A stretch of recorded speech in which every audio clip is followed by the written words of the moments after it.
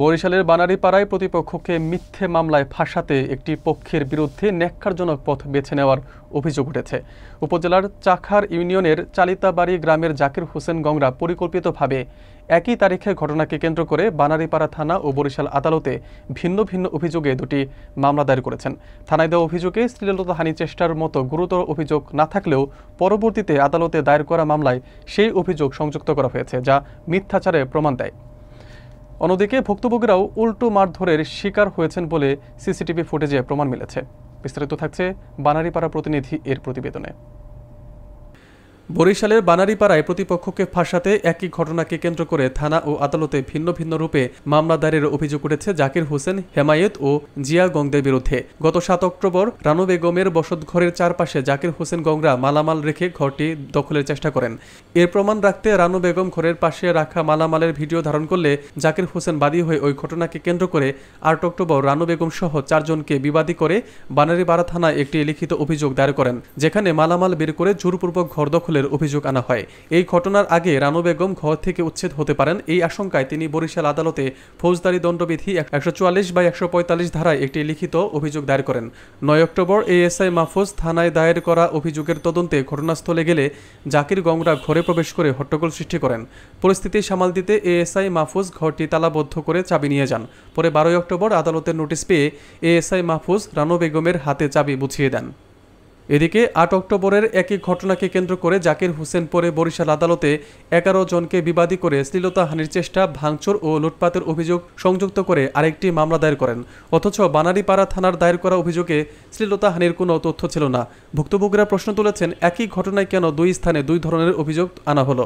অপরদিকে 13 অক্টোবর সকালে জাকির গংরা সোহরাব ব্যাপারীর স্ত্রী জাহানার বেগম ও আলী আহমেদের মেয়ে রানু বেগমকে মারধর করেন বলে সিসিটিভি ফুটেজে প্রমাণ মিলেছে। তবে বিষয়টি ধামাচাপা দিতে রুকায়া বেগম ও ফজিলা বেগম আহত হওয়ার নাটক সাজিয়ে হাসপাতালে ভর্তি হন, যা প্রত্যক্ষদর্শীর সাক্ষ্য ও সিসিটিভি ফুটেজে দেখা যায়। ভুক্তভোগী রানু বেগম চিকিৎসা শেষে বাড়িতে এসে দেখেন তার ঘরের মালামাল লুটপাট করা হয়েছে এবং জাকির গংরা সেই ঘরে অবস্থান করছেন। মামলার আসামি রুবেল ও জাহিদ দাবি করেন, ঘটনার দিন তারা ঢাকায় তাদের কর্মস্থলে ছিলেন, যার প্রমাণাদি তাদের কাছে রয়েছে। আসামিরা সুষ্ঠু তদন্ত সাপেক্ষে প্রকৃত অপরাধীদের বিচারের দাবি জানিয়েছেন।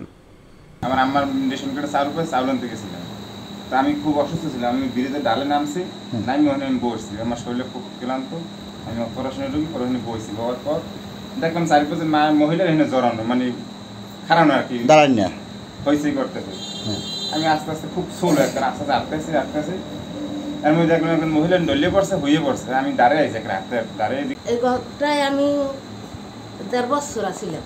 1.5 বছর? হ্যাঁ, ওই জায়গাটা আমার বাবার, কারণ আমাকে এখানে 10% জায়গা, আমার বাচ্চা ছাড়া 6 জন। ওই 6 জনের মধ্যে আমার ছোট চাচার সম্পদ আর আমার বড় চাচা আর আমার নয়া চাচার সম্পদ এই বাইরে কিনছে, কিনিয়া এই আর হ্যার বাবার সম্পদ, এই 3 জনেরটা মিলেই আর এই বিল্ডিং করছে। আর 3 জনেরটা ওই পাশে রয়েছে। তো ওই পাশে যে রয়েছে এক চাচার সম্পদ ওই আকাব্বারের ছেলে কিনছে, আর তার মধ্যে আকাব্বার আছে। আর আমার বাবার সম্পদ এখন বর্তমানে জাকির জিয়ানি করতে আছে, ওইটা আমার বাবার সম্পদ। আমরা আইসি করে আমাকে বুঝে দিতেছে আমার চাচারা যে আমাকে আমরা এই যে ভাগ ভাগ করে নিছি, আর এই তোমাদের দায়ী রয়েছে। আমি ওদিকটা 18 অবস্থায় ওই ভাবি বাইরেছে, হাইটে বের হইছে, হাইটে বাইরেছে, দুজন বাইরেছে। হ্যাঁ, আমি এই যে রোকে আর হইলো কি জানি নাম, ফজিলা ম্যাডাম বেগম, এই দুজন হাইটে বের হইছে বাইরেছে। উনি এখন বাচ্চা আছে, মারা গেছে। আপনি এই বাড়িতে কে কে থাকেন? বর্তমানে আমি একাই, ছেলেরা বউরা সবাই থাকে। এইবার ছোট বউ আমি ঢাকায় গেছিলাম, ছোট ছেলের বউ নিয়ে আসছিলাম। আচ্ছা, এখন এই যে একটা ঘটনা আপনার বাড়ির পাশে মারামারি হয়েছে, এই মারামারির দিন আপনি ছিলেন কোথায়? আমার বাসায় ছিলাম। আচ্ছা, আপনাদের বাড়িতে একটি মারামারি ঘটনা ঘটছে, এই সময় আপনি ছিলেন কোথায়? এই সময় আমি ঢাকাতে ছিলাম। তো আপনি আসামি হলেন কিভাবে? ওনারা মারামারি করছে, আমাদের পূর্ব শত্রুতা আছে তাদের সাথে, তারা মনে করে আমাদের জায়গা জমি নিয়ে তাদের সাথে পূর্ব বিরোধ আছে। সেই বিরোধের কারণে তারা বিভিন্ন সময় বিভিন্ন রকমের কৌশল অবলম্বন করে। কি করতো কি নাকি? না, কিছু করতো না, অসুস্থ ছিল। আপনার বাবা কি করতো? আমার বাবা বীর মুক্তিযোদ্ধা। মধ্যযুদ্ধ ছিল না? আচ্ছা, এখন যেটা আপনি এই যে মারামারি ঘটনা করছে এখানে, এই আপনার এই বাড়িতে রানু বেগমের সাথে আর বোধহয় জাকিরের সাথে নাকি? ওই দিনকে কি আপনি স্পটে ছিলেন? না, আমি ঢাকায় ছিলাম।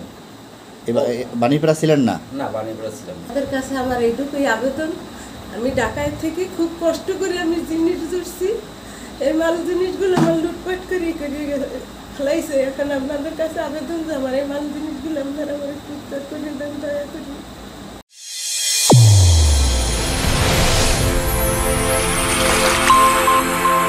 চ্যানেল A1 হৃদয়ের স্পন্দন।